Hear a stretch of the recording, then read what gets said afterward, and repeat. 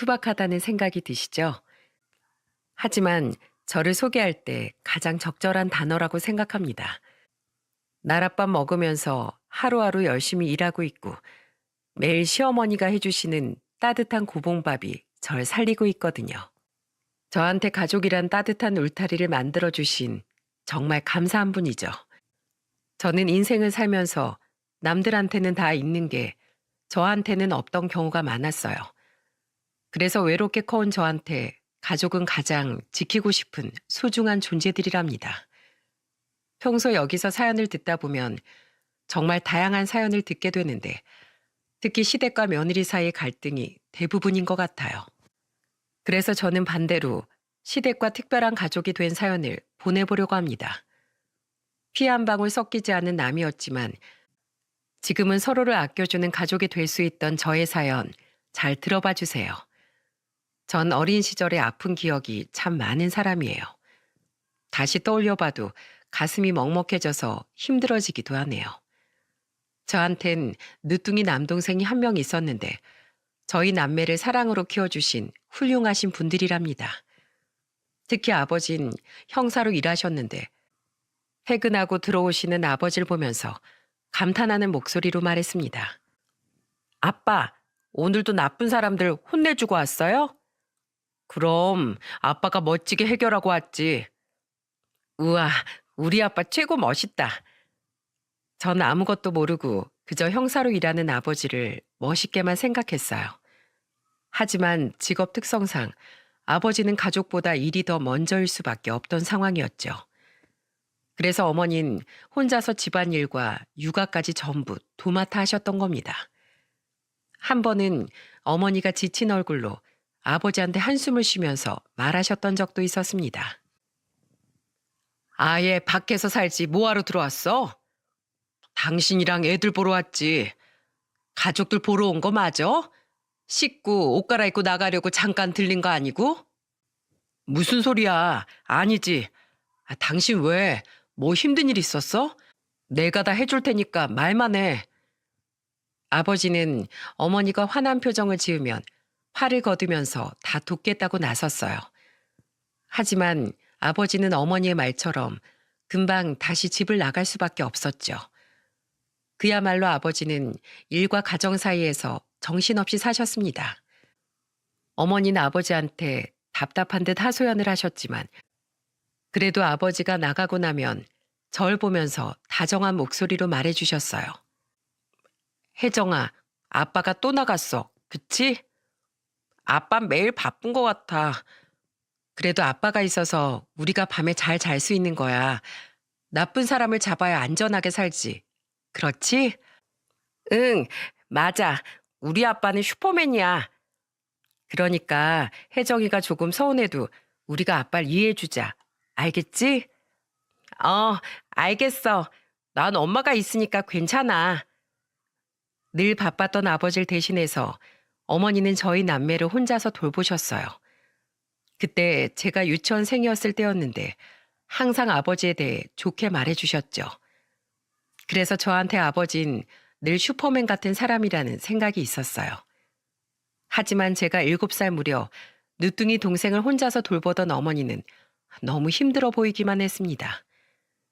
이제 막 돌진한 남동생을 어머니 혼자 돌보는 게 너무 힘들어 보여 전 작은 손으로 어머니를 돕겠다면서 나서기도 했어요. 엄마, 내가 애기 손수건 잘 접어놨어. 잘했지? 우리 혜정이 손이 아주 야무지네. 고마워. 별거 아닌 작은 일을 해도 칭찬을 아끼지 않던 어머니 목소리를 참 좋아했어요. 그래서 서툴렀지만 어머니 곁에서 남동생을 살뜰히 챙겼죠. 어렸던 제 눈에도 남동생이 참 귀여웠나 봅니다. 그래서 저도 동생을 아끼면서 귀여워했었죠. 애기야, 누나야. 얼른 커서 누나랑 같이 학교 가자. 그때는 동생이 생긴 게 마냥 기뻤습니다. 늘 동생 있는 친구들을 부러워하던 전 남동생을 많이 아꼈어요. 얼른 동생이 커서 같이 놀 수 있길 바랬는데 생각지도 못한 불행이 찾아온 겁니다. 제가 7살이던 해에 살던 집에 큰 불이 나고 만 거예요. 그때 전 유치원에 있었고 아버지는 집을 비운 상태였죠. 집이 화마에 휩싸이는 순간 집에 있던 사람은 엄마 어린 남동생이었습니다. 한겨울에 돌진한 남동생 낮잠을 재우다가 전기장판 화재로 세상을 떠나고 만 겁니다. 아무것도 모르고 집에 도착했을 땐 소방관들이 분주하게 움직이고 있었어요. 집이 검게 그을려 있었고 화재 진압은 끝난 상태였습니다. 하지만 집 안에 있던 엄마와 남동생은 그 자리에서 숨을 거두고 말았어요. 화재 소식을 듣고 현장으로 달려왔던 아버지는 땅을 치면서 오열하셨습니다. 미안해. 내가 미안해, 여보. 다 내 탓이야. 내가 당신이랑 내 자식도 못 지켰어. 이거 다 꿈일 거야. 이거 다 거짓말일 거야. 아니야. 오열하면서 화재 현장으로 가려는 아버지를 소방관들이 붙잡았습니다. 이성을 잃고 오열하는 아버지 모습이 아직도 눈에 선할 만큼 너무 충격이 컸죠. 그 후 엄마 남동생 장례를 치르는데 끊임없이 자책하면서 울던 아버지의 슬픈 울음소리가 저까지 슬프게 했습니다. 못난 남편 만나서 고생했어. 내가 조금만 더 가정적이고 생각이 깊었다면 이런 일도 없었을 거야. 당신한테 미안한 게 너무 많아서 도저히 보낼 수가 없어. 다 나 때문이야. 밖에서 일한다고 당신이랑 내 아들 소홀하게 대해서 정말 미안했어. 나한테 시간이 조금 더 주어진다면 당신한테 사죄하고 싶어. 당신이랑 우리 아들 너무 보고 싶다. 영정사진을 보면서 울기만 하는 아버지 옆에서 저도 엄마를 부르면서 울었습니다. 엄마, 내가 말도 잘 듣고 동생도 잘 돌볼 테니까 다시 혜정이 보러 와요. 엄마랑 애기랑 보고 싶은데 이제 어디서 봐요? 제가 엄마를 부르면서 울 때 말없이 저를 안아준 사람은 할머니셨습니다. 한순간에 엄마와 남동생까지 잃은 전 할머니 손에서 자라게 됐어요. 아무래도 아버지가 바쁘다 보니까 절 돌봐줄 사람이 필요했죠. 그래서 할아버지 먼저 보내고 혼자 살던 할머니 댁으로 가서 아버지와 저 할머니까지 셋이 살게 된 겁니다. 얼떨결에 손녀딸을 키우게 된 할머니는 무한한 사랑으로 절 키워주셨어요. 초등학교에 들어갔을 땐 아침마다 머리도 곱게 빗겨주면서 저한테 다정한 목소리로 물어보셨습니다. 혜정아, 할미가 머리 묶어주는 거 어때? 마음에 들어? 네, 할머니가 묶어주면 점심 먹을 때까지 안 풀려요. 그러냐? 혜정이 밖에서도 항상 깔끔하게 하고 다녀야지. 할머니, 근데 어제는 머리끈이 짝짝이었어요. 양쪽 같은 색으로 묶어주세요. 아이고, 그랬어? 헬미가 눈이 침침해서 못 봤네. 오늘은 짝 맞춰서 해줄게. 할머니는 제가 학교 갈 때마다 엄마 없는 티가 안 나야 한다며 머리부터 발끝까지 세심하게 챙겨주셨어요. 그래서 아침에 세수하고 나면 할머니는 제 얼굴을 구석구석 살피면서 말하셨습니다. 어디 보자. 혜정이 눈이랑 입만 닫고 에이, 고양이 세수하고 나온 건 아니지? 아니에요. 할머니가 어제 귀까지 닦으라고 해서 구석구석 씻었어요. 헬미가 보면 알지. 이리 와봐. 헬미가 코 한번 풀어줄게. 정말 다 씻었는데? 귀신 눈을 속여도 할미 눈은 못 속여. 이리 와. 양치까지 하고 가야지. 그때는 학교에 가면 엄마 없는 애라고 놀림을 받기도 하고 심지어는 반에서 따돌림을 당하기도 했어요. 초등학교 1, 2학년 땐 장난처럼 놀리는 수준이었는데 한 학년씩 올라갈수록 저를 때리는 친구들까지 생겨났습니다. 그래서 얼굴에 상처가 났던 적도 있었어요. 그걸 본 아버지가 깜짝 놀라서 저한테 물으셨어요. 혜정아, 너 얼굴이 왜 그래? 친구들이랑 장난치다가 부딪혔어요. 뭐? 이게 어딜 봐서 장난치다 생긴 상처야. 긁힌 것도 아니고 얼굴에 까진 상처가 있잖아. 바른 대로 말 못해? 아버진 얼굴에 난 상처를 보고 호통을 치면서 말하셨습니다. 그때는 갑자기 화를 내는 아버지한테 서러워서 눈물만 흘렸어요. 갑자기 대성통곡을 하는 절 보고 놀란 아버진 깜짝 놀라 절 안아주면서 달래주셨습니다. 아빠가 혜정이 혼내려고 소리 지른 게 아니야. 혜정이가 솔직하게 말해줘야 아빠가 도와줄 수 있잖아. 그러니까 아빠한테 말해봐. 친구들이 엄마 없는 애라고 안 놀아줘. 나한테 냄새 난다고 그러고 소풍 가도 나랑은 짝하기 싫다고 다 피했어. 그리고 어제는 같은 반 친구가 난 때려도 학교까지 와줄 엄마가 없다고 때렸는데 나도 너무 슬펐다고. 근데 왜 아빠까지 나한테 소리 질러. 아빠 미워. 나도 엄마 보고 싶어. 엄마가 떠난 후 전 아버지 앞에서 엄마라는 단어를 안 쓰려고 했어요. 하지만 그때는 서러움이 폭발하면서 그동안 쌓였던 걸 전부 실토하고 엄마를 찾으면서 울었습니다. 아버지는 저의 말에 충격을 받고 또 한 번 저를 안아주셨어요. 할머니도 그동안 제가 하지 못했던 말들을 들으시고 소리 없이 우셨죠. 엄마의 빈자리를 채워주려고 노력하셨지만 결국 아무도 채워주지 못한 상황에서 아버지와 할머니가 얼마나 가슴 아프셨을까요? 저도 어렸기 때문에 그 당시엔 아버지가 믿고 원망스러웠습니다. 그리고 며칠 뒤 아버진 절 부르면서 말하시더군요. 혜정아, 아빠가 운동 가르쳐 줄게. 우리 운동 배우러 가자. 운동? 나 운동 싫어. 나도 피아노 미술 같은 거 배우고 싶어.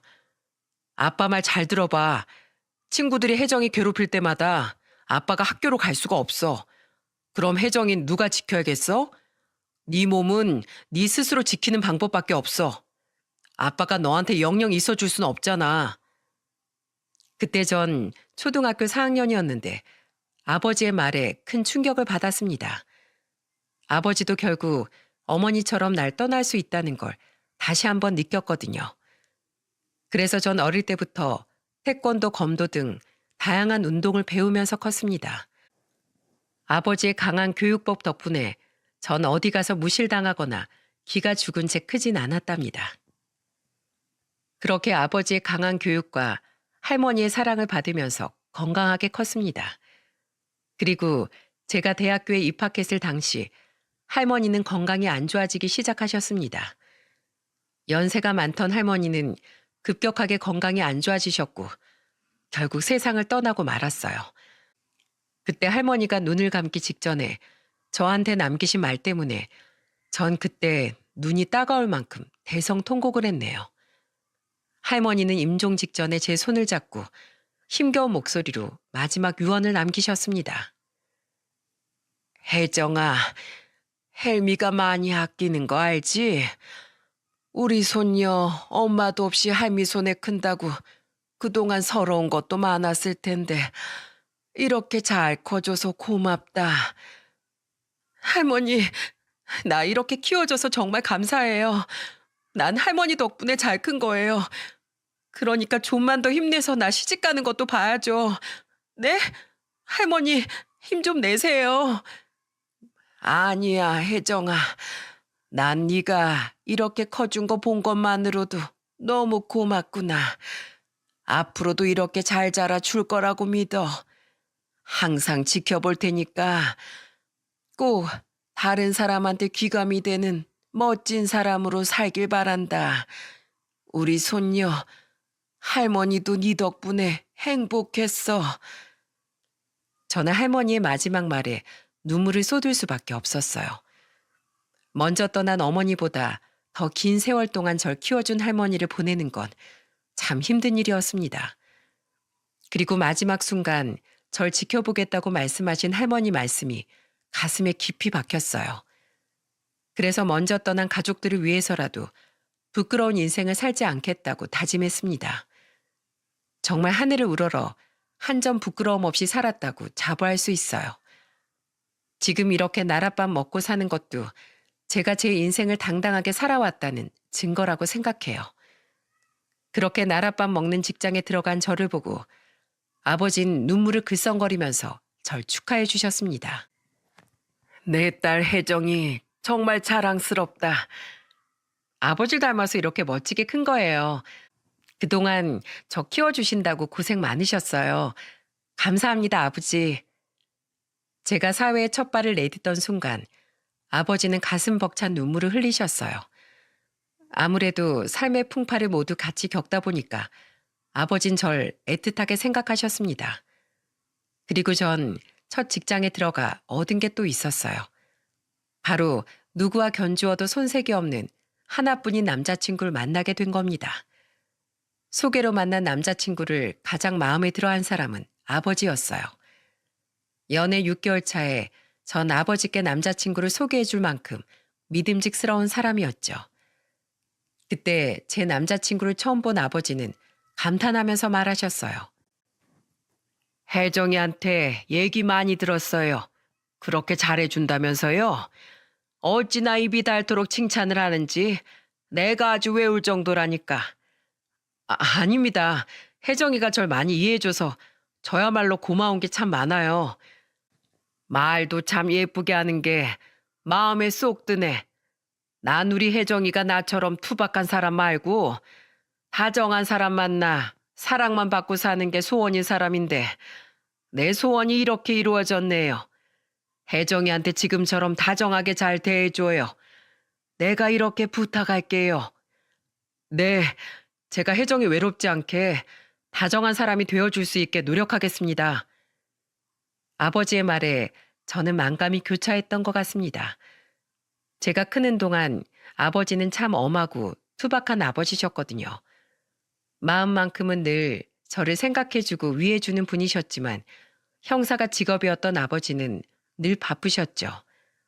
그래서 표현할 시간도 없었고 여유도 부족했던 겁니다. 그때 처음 아버지의 진심 어린 말을 듣고 전 가슴이 뭉클했어요. 그렇게 저희 아버지를 보고 난 뒤 전 남자친구 어머니가 하시는 식당에도 놀러 갔습니다. 남자친구 어머니가 곰탕 가게를 운영하신다고 하길래 밥 먹을 겸 해서 갔던 거죠. 이미 맛집으로 소문난 곳이라 저와 남자친구는 저녁 시간을 피해서 갔어요. 저를 본 어머니는 반가운 목소리로 곰탕을 한 그릇 주시면서 말하셨습니다. 아이고, 우리 수동이가 어디서 이렇게 귀여운 처잘 만났을까? 안목이 이렇게 높을 줄 몰랐네. 감사합니다. 맛있게 잘 먹겠습니다. 얼른 들어요. 먹고 모자라면 더 줄게요. 푸짐한 곰탕 한 그릇을 주신 어머니는 저를 보면서 칭찬 일색이셨어요. 처음 받아보는 칭찬 세례에 몸둘 바를 몰랐습니다. 그렇게 한 그릇 비우고 나니까 식당에는 사람들로 가득했습니다. 그런데 자세히 보니 홀에서 서빙하는 직원이 한 분뿐인 거예요. 그때 남자친구가 어머니를 보면서 묻더군요. 오늘 일하시던 아주머니 안 나오셨어요? 몸이 안 좋다고 해서 오늘 못 나왔어. 아프다는 사람 나오라고 할 수도 없고 어떡하겠어. 다 먹었으면 얼른 나가봐. 엄마가 돈 줄 테니까 가서 데이트해. 어머니는 앞치마에서 현금을 꺼내주면서 나가보라고 했어요. 그때 전 자리에서 벌떡 일어나 당차게 말했습니다.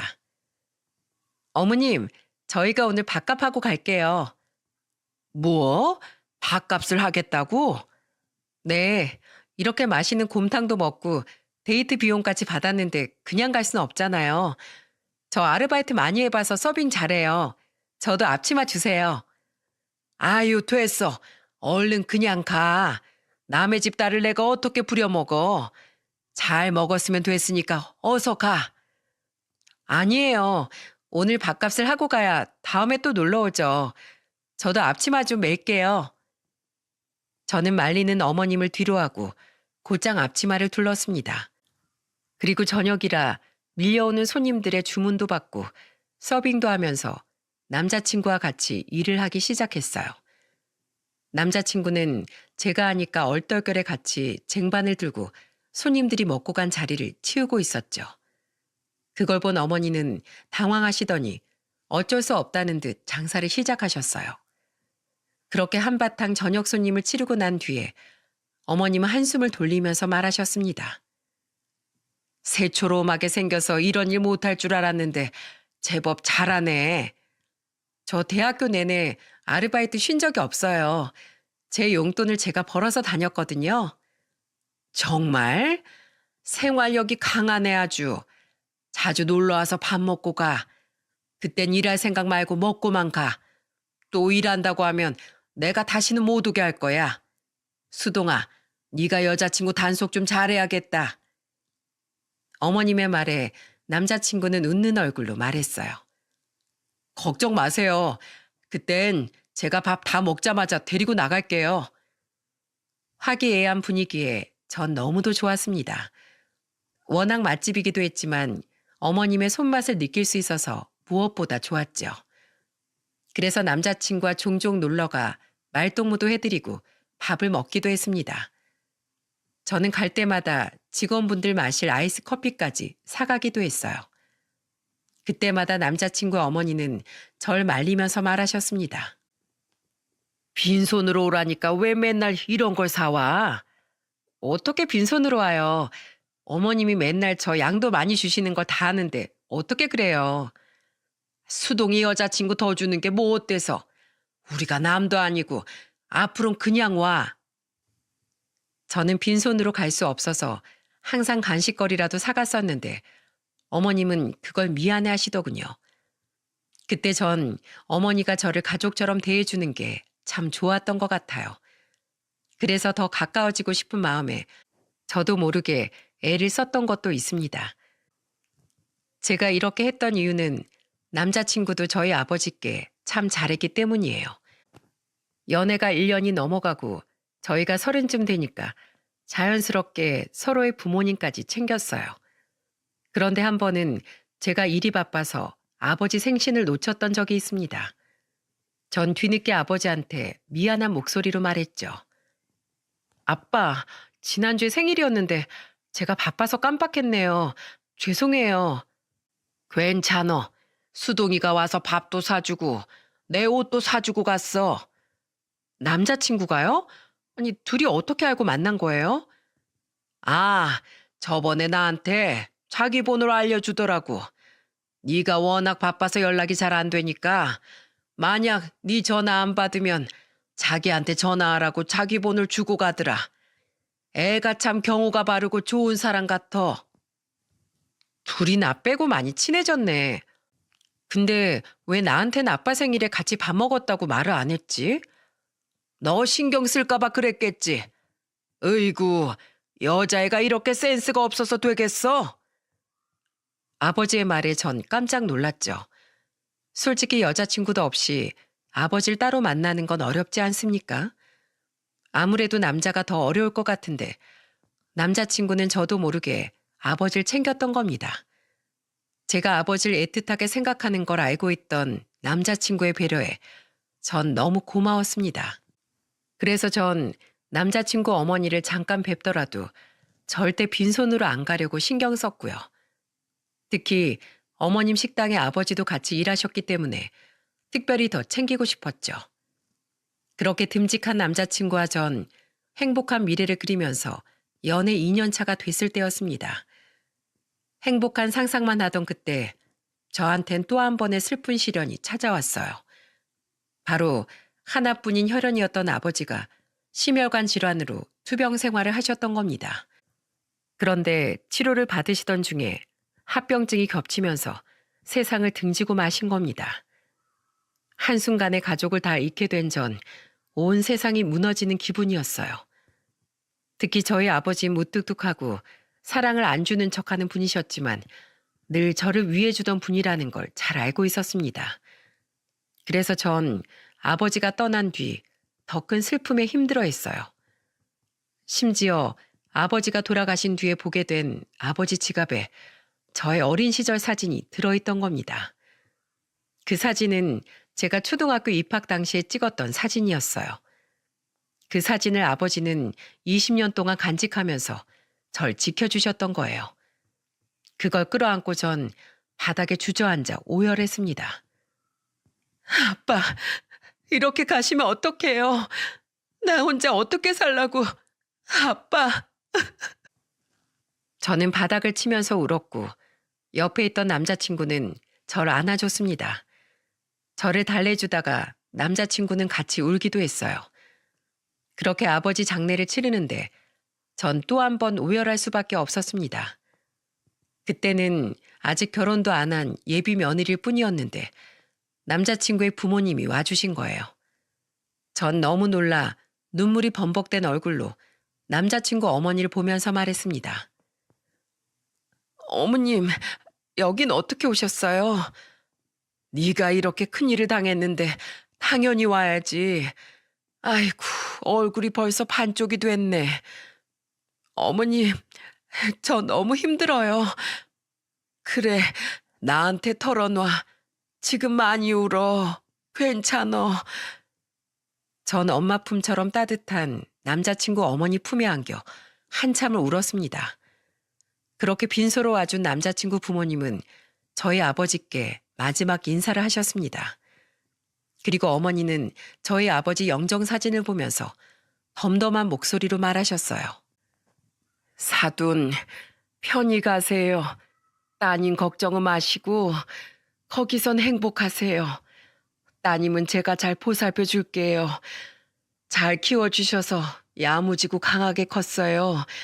그건 다 아시죠? 그러니까 부디 아무 걱정 마시고 하늘나라에서 잘 지켜봐 주세요. 어머님의 덤덤한 말에 전 한없이 눈물만 흘렸습니다. 혼자 남겨졌다고 생각했는데 돌아보니까 저한텐 또 다른 가족이 있다는 걸 몰랐던 거예요. 슬프고 감사한 마음에 울기만 하는 저를 남자친구 아버지가 또 한 번 따뜻하게 안아주셨죠. 그러면서 제 등을 두드려주면서 말하시더군요. 네 심정이 오죽하겠니? 어떤 말로도 위로할 수 없겠지만 절대 혼자라고 생각하지 마라. 네 옆엔 수동이도 있고 우리도 있잖니. 알겠지? 그러니까 너무 큰 슬픔에 잠기지 말거라. 감사해요, 아버님. 이렇게 와주신 것도 제가 정말 감사드려요. 우리 사이에 그게 무슨 소리야. 당연히 와야지. 예비사돈이 이렇게 간 건 우리도 참 가슴 아픈 일이구나. 그러니까 혼자 슬퍼하지 말고 우리 같이 슬퍼하자. 슬픔을 같이 나누자고 말하는 시부의 말에 전 정말 힘이 됐습니다. 만약에 두 분이 없었다면 전 훨씬 더 오래 슬퍼했을 겁니다. 그렇게 전 남자친구와 남자친구 부모님 덕분에 아버지의 장례를 잘 끝낼 수 있었어요. 그 후 6개월 뒤 전 정식으로 남자친구와 결혼식을 올리게 됐습니다. 새로운 가정을 꾸린 전 허전한 마음에 큰 힘이 됐어요. 그래서 저와 남자친구는 결혼 전 한 가지 특별한 선택을 하게 됐죠. 그게 뭐였는 줄 아십니까? 바로 시부모님과 같이 사는 일이었어요. 시누이가 결혼한 뒤 시부모님 두 분만 살고 있던 집에 저와 남자친구가 들어가기로 한 겁니다. 그때 시어머님은 깜짝 놀라 말하셨습니다. 그냥 너희끼리 살지 못하러 우리 집으로 들어오겠다는 거야? 수동이 네가 그러자고 한 거야? 아니에요. 혜정이가 어머니 아버지랑 같이 살고 싶다고 했어요. 뭐? 혜정아, 너 우리랑 사는 거 불편하지 않겠어? 시어머님은 제가 불편해할까봐 걱정하면서 말하셨어요. 그래서 전 아무렇지 않은 목소리로 말했습니다. 전 오히려 좋아요. 가족 다 같이 살면 좋잖아요. 전 꼭 한번 그렇게 살아보고 싶었어요. 아이고, 우리가 아주 대단한 며느리를 받네. 너희만 괜찮다면 우리야 좋지. 앞으로 잘 살아보자. 그렇게 전 시댁에서 남편과 결혼 생활을 시작하게 됐어요. 제가 워낙 보고 배운 게 없다 보니 살림에 서툴러서 어머님께 많이 배우는 입장이었습니다. 그래서 전 김장을 할 때도 꼭 어머님 옆에서 하나씩 배우려고 했어요. 제가 어설프게 따라한 겉절이를 어머니께 한 입 드렸는데 드시자마자 인상을 찡그리면서 말하셨습니다. 아이쿠야, 겉절이에 뭘 넣은 거야? 따라하는 건데도 맛이 이런 거야? 어머님, 저 겉절이 처음 해봐요. 아이고 참, 그래, 지금부터 하나씩 배워봐. 자, 내가 간부터 다시 맞춰볼게. 잘 봐. 네, 어머님. 저는 어머님의 손맛을 따라하고 싶어서 어깨너머로 배워보려고 했어요. 하지만 맛집을 운영하던 어머님의 손맛을 따라잡기란 어려운 일이었습니다. 그래서 집에만 오면 어머님 뒤를 졸졸 쫓아다니면서 이것저것 배우려고 했어요.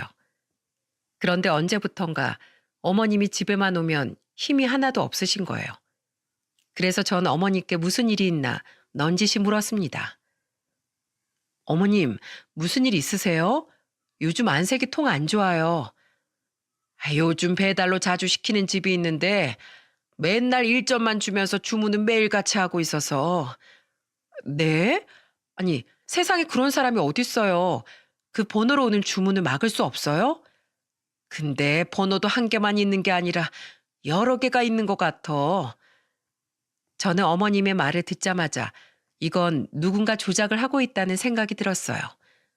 요즘 어머님 식당 근처에 비슷한 국밥 가게가 생겼는데 범인은 그 가게일 거라는 촉이 온 거죠. 그래서 저녁 시간대에 그 가게를 슬쩍 쳐다봤어요. 그러자 사장이랑 아들로 보이는 남자들이 영업 준비를 하고 있는 모습이 보이더군요.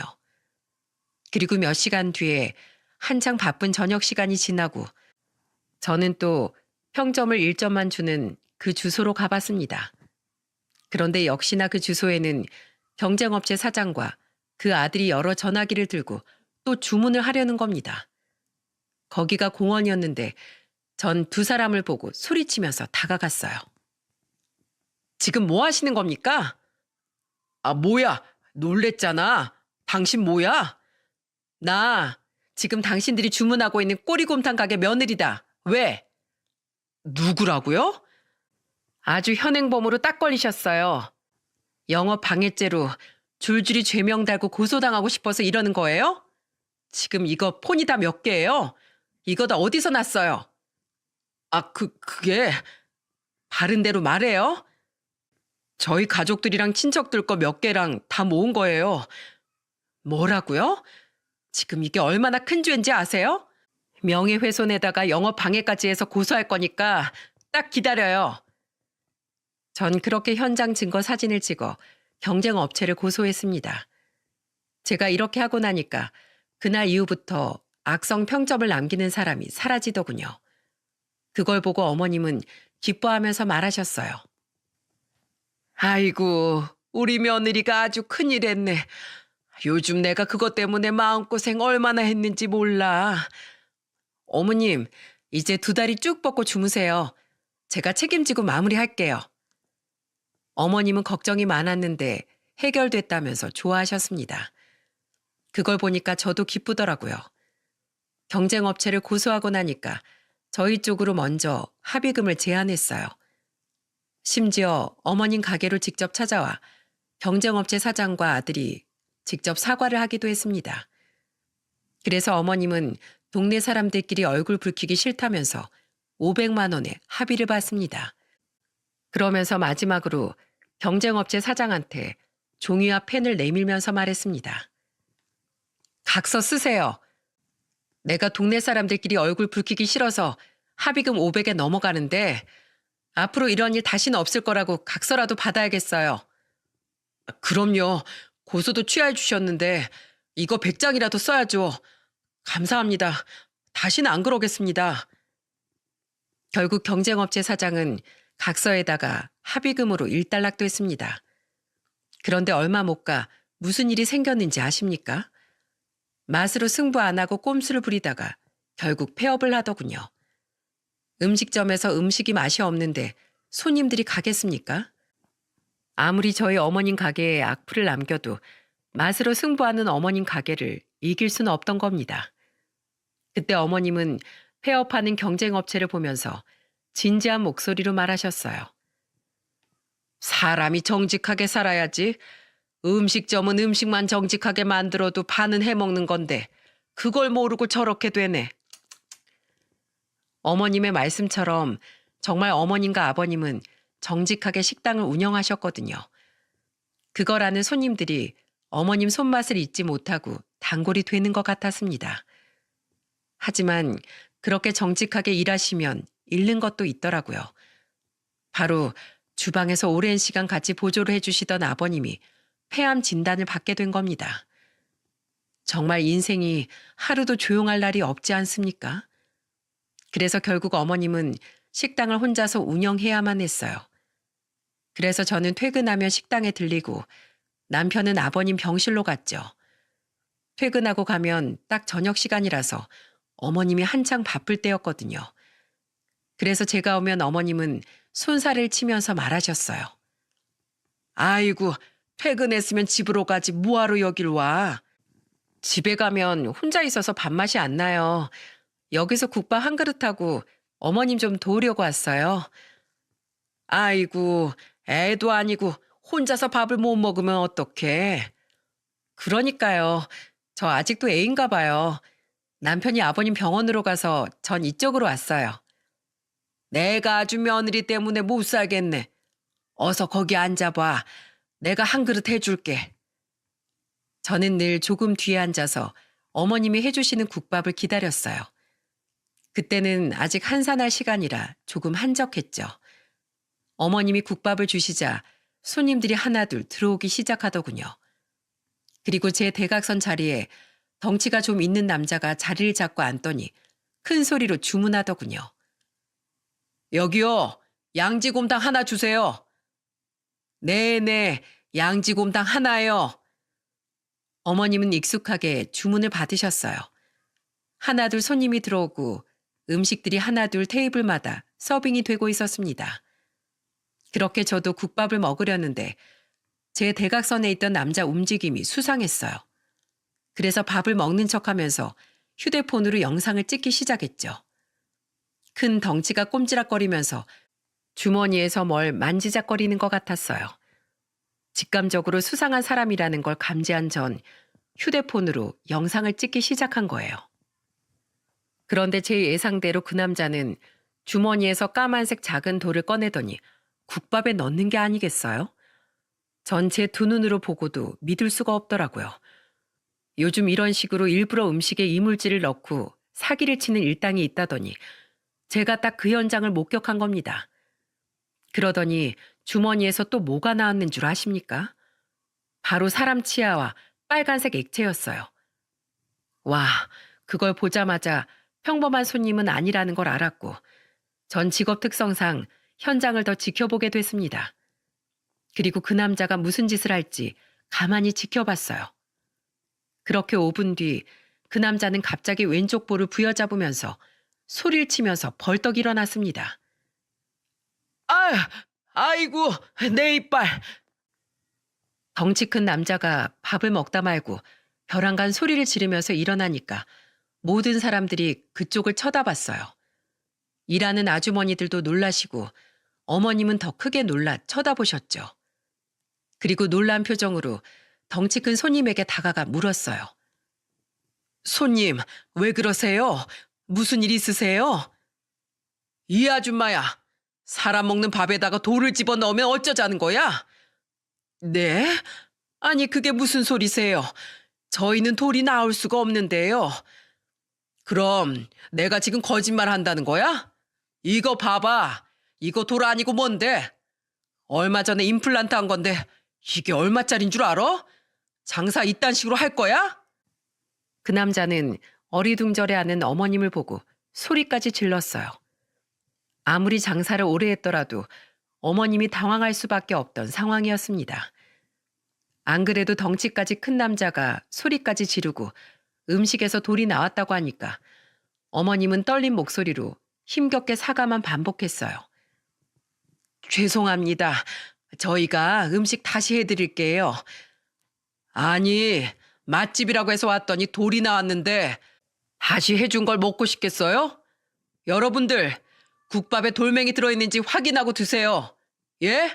여기서 밥 잘못 먹으면 저처럼 피 봅니다. 피! 그 남자가 목청껏 소리치니까 손님들이 정말로 숟가락으로 국밥을 휘젓고 확인을 하려는 거예요. 그걸 본 어머님은 다급한 목소리로 애원하면서 말하셨어요. 손님, 죄송합니다. 저희가 피해 보상을 해드리겠습니다. 일단 진정하시고 저랑 대화하시죠.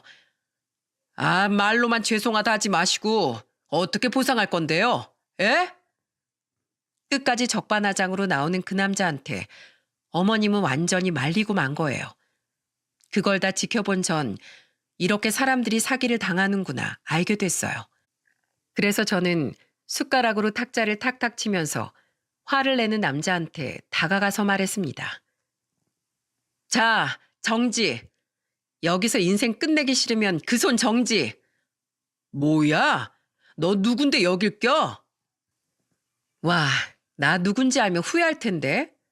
지금이라도 자백하고 사과하면 내가 고려는 해볼게. 이것 봐라. 안 그래도 밥 먹다가 돌 씹어서 짜증나는데 이게 어디서 이래라 저래라야? 네가 뭔데? 제가 기회를 줬음에도 끝까지 소리를 질러대는 그 남자를 보면서 저는 호통을 치면서 말했어요. 나 대한민국의 민중의 지팡이, 대한민국 경찰이다. 너네 같은 깡패놈의 새끼를 잡는 민중의 지팡이라고. 너 오늘 잘못 걸렸어, 이놈의 자식아. 뭐라고? 그때 경찰 공무원증을 보여주면서 소리치니까 갑자기 전세가 역전된 겁니다. 제가 경찰 공무원증을 보여주니까 눈을 비비면서 보더군요. 그래서 저는 아까 제가 찍었던 휴대폰 영상을 재생시키면서 하나씩 큰 소리로 말했어요. 오늘 아주 딱 걸렸어. 아직도 이런 잡범들이 있네. 내가 아까부터 다 봤거든? 네 그 주머니에서 별거 다 나오는 거. 넌 밥을 주머니로 먹니? 왜 치아가 주머니에서 나오는데? 그게 아니라 정말로 돌을 씹었다니까요? 이게 끝까지 거짓말하네. 주머니에서 돌 꺼내는 거 못 봤을 것 같아? 수상한 애들은 꼭 수상한 티를 내고 다녀서 걸리더라. 머리가 나빠서 기억이 안 나면 자, 이거 봐. 네가 주머니에서 꺼내고 넣고 있잖아. 봐봐. 제가 동영상을 보여주니까 어머님도 집중해서 보기 시작하셨어요. 영상엔 정말 그 남자가 사기를 치려고 밑밥을 까는 모습이 처음부터 끝까지 다 찍혀 있던 겁니다. 그걸 보고 궁지에 몰린 남자를 보고 저는 또 한 번 소리쳤습니다. 이거 보니까 입이 있어도 할 말이 없지? 요즘 세상이 어떤 세상인데 이런 짓을 하니? 감히 우리 어머님 가게에서 쇼를 해? 너 이름이랑 연락처 대. 내가 왜 당신한테 말해야 되는데? 지금 이런 짓을 하고도 말 안 해? 사기를 쳤으니까 불신검을 하지. 빨리 이름이랑 연락처. 난 묵비권을 행사할 거니까 알아서 해. 어디 경찰이 선량한 시민을 몰아가? 선량한 시민? 대한민국 생태계를 파괴하는 잡범에 불과한 게 어딜 시민 행세야? 뭐? 잡범? 이게 여자라고 봐주니까 기어오르네 아주. 너 잡범한테 당해볼래? 그놈은 끝까지 부인하면서 저한테 달려들었습니다. 그 순간 전 반사적으로 태권도 발차기가 나왔고 그놈의 턱을 발로 차버렸습니다. 그러자 턱을 제대로 맞은 그놈이 턱을 잡고 소리치더군요. 아, 경찰이 사람 잡네. 시민을 이렇게 함부로 때려도 되는 거야? 야, 네가 먼저 나한테 달려들었잖아. 난 방어를 했을 뿐이라고. 끝까지 턱을 잡고 아파 죽어하는 놈을 그대로 두고 저는 손님들을 보면서 큰 소리로 말했습니다. 자, 여러분. 지금 다 보셔서 대충 아시겠죠? 이 사람이 국밥에다가 직접 돌 넣고 치아까지 부러진 척한 사기꾼이에요. 이 가게는 모범업소로 선정이 된 적 있는 곳이고 30년 동안 국밥 정직하게 팔아서 자식들도 다 키우신 분들이에요. 이렇게 선량한 어머님께 이런 잡범이 붙었는데 제가 가만히 둬야겠습니까? 제가 저희 손님들한테 말씀드린 이유는 저희 시어머니는 누구보다 깨끗하고 맛있는 음식을 가족이 먹는다는 생각으로 장사하시는 분이에요. 제가 장담합니다. 그러니까 맛있게들 드시고 오해 없으시길 바라겠습니다. 제가 큰 소리로 말하자 손님들이 박수를 치기 시작했습니다. 그러면서 손님들이 웅성거리면서 이런 말을 하더군요. 와, 너무 멋있다. 역시 경찰은 촉이 달라. 난 깜빡 속을 뻔했어. 우와, 너무 멋있으세요. 우우우, 대한민국 경찰장! 그때 어머님과 같이 일하던 아주머니들도 그제야 안심하는 어머님을 보면서 말하셨습니다. 아이고, 사장님, 든든한 며느리 둬서 좋으시겠다. 그러니까 귀염귀염해서 어떻게 경찰 하나 생각했는데 이런 모습이 있었단 말이야?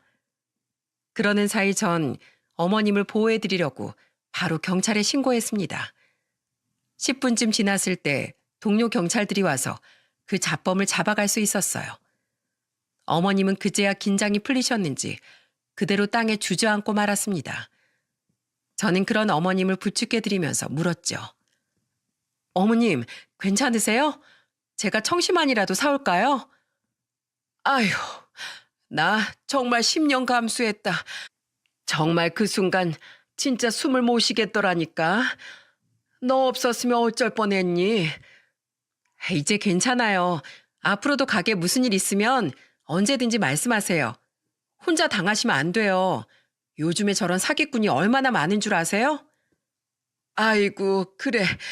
내가 아주 우리 며느리 덕분에 구사일생했네. 어머님은 많이 놀라셨는지 이마에 식은땀까지 송글송글 맺혀있을 정도였어요. 그래서 그날은 어머님을 일찍 집에 모셔드리고 저랑 원래 일하시던 식당 아주머니들과 장사를 이어갔습니다. 주방 이모님이 계셨기 때문에 어머님은 집에서 쉬실 수 있었어요. 그런데 그 후 그 잡범은 어떻게 됐는지 아십니까? 알고 보니까 그놈은 이미 사기 전과 팔범이었고 완전히 교도소를 제 집 드나들듯이 다니던 놈이었던 겁니다. 심지어 지명 수배까지 된 상태였는데 저한테 꼬리가 잡히고 말았던 거죠. 결국 잡범이 직행한 곳은 바로 교도소였습니다. 정말로 저희 어머님이라서 하는 말이 아니라 정직하게 내 가족이 먹는다는 생각으로 장사하시는 분인데 얼마나 억울하셨겠습니까? 그리고 반대로 저렇게 사기치는 놈들이 기승을 부리고 있다는 게 화가 났어요. 아버님은 수술을 마치고 집에 오자마자 그 사건을 듣고 저한테 고맙다면서 말씀하셨어요. 아이고, 우리 며느리가 큰일을 했다면서 고맙다. 정말 고마워. 아니에요. 제가 할 일을 한 건데요. 저는 대한민국 경찰이자 이 집안 며느리잖아요. 역시 우리 며느리가 최고다. 아주 복덩이가 따로 없네. 아버님은 힘든 수술을 마치고 오셔서 한동안 항암 치료에만 집중하셨어요. 그래서 본인이 아플 때 벌어진 일이라서 어머님께 더 미안해하셨죠. 하지만 워낙 인고 부부나 다름없는 분들이라서 서로가 서로를 더 걱정해주기 바쁘셨어요. 그날 이후 몇 년이 지난 지금 저희 가족은 더욱 돈독해졌답니다.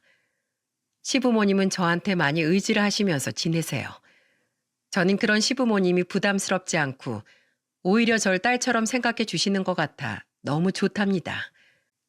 비록 어린 시절엔 외로웠을지라도 앞으로는 화목하게 잘 살 것 같지 않습니까? 저는 요즘 아침마다 어머님이 고봉밥을 주시면서 챙겨주시는 아침밥이 정말 든든하답니다. 심지어 항암 치료 받으시면서 체중이 많이 줄었던 아버님도 이제는 살도 오르시고 많이 건강해지셨답니다. 하루하루 너무 행복하네요.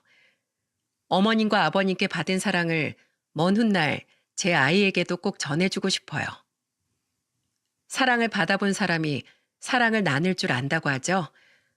저는 외롭게 크긴 했지만 저희 부모님과 할머니께 받았던 소중한 사랑들도 전부 기억하고 있어요.